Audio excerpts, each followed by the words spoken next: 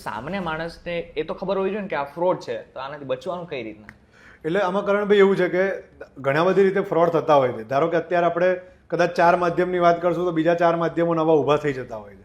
એટલે એમાંથી આપણે બચી શકાય એમ ઓછું છે. પણ આપણે શું કરી શકીએ કે ફ્રોડ ના થઈ શકે એના માટેના કેટલાક કોમન રસ્તાઓ છે કે આ રસ્તા આપણે થાય તો ફ્રોડથી બચી શકાતું હોય છે. જેમ કે તમારું દરેકના ક્રેડિટ કાર્ડ ડેબિટ કાર્ડની એક લિમિટ હોય છે. એ જ રીતે ધારો કે તમારું બેંકમાં અકાઉન્ટ હોય તો એનું ડેઇલી ટ્રાન્ઝેક્શનની હોય, વીકલી ટ્રાન્ઝેક્શન, મંથલી ટ્રાન્ઝેક્શન અને પર ટ્રાન્ઝેક્શન, તો આવી 4-5 પ્રકારની લિમિટ હોય છે.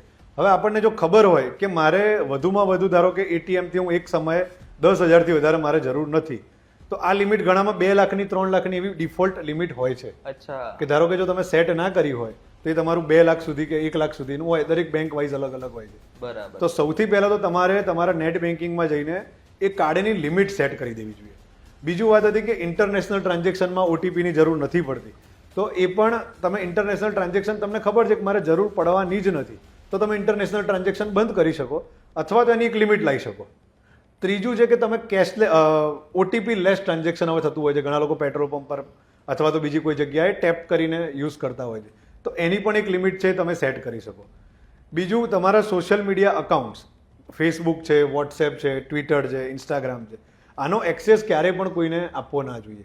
હું તો ત્યાં સુધી માનું છું કે તમારો ફોન એટલી પ્રાઇવસી હોવી જોઈએ કે તમારે કોઈ પણ અજાણ્યા વ્યક્તિના હાથમાં તમારો ફોન એક વખત પણ ના જવો જોઈએ. ઓકે. કેમ કે એક વખત જો જાય તો લગભગ 5 મિનિટથી 10 મિનિટની અંદર એ તમારો કદાચ એક પછી કુરિયર બોય પણ કેમ ના હોય અથવા તો બીજું કોઈ ના હોય, તમારો ડેટા અથવા તમારું વોટ્સએપ લોગિન એ લઈ શકે છે વેબ વોટ્સએપના માધ્યમથી.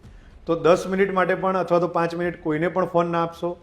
ત્રીજું કે તમારે ધારો કે કોઈ પણ ઘટના ઘટે છે સાયબરની, નવા કિમિયા અલગ અલગ માધ્યમથી હંમેશા વીટીવી પણ એને પ્રસારિત કરતું રહ્યું છે.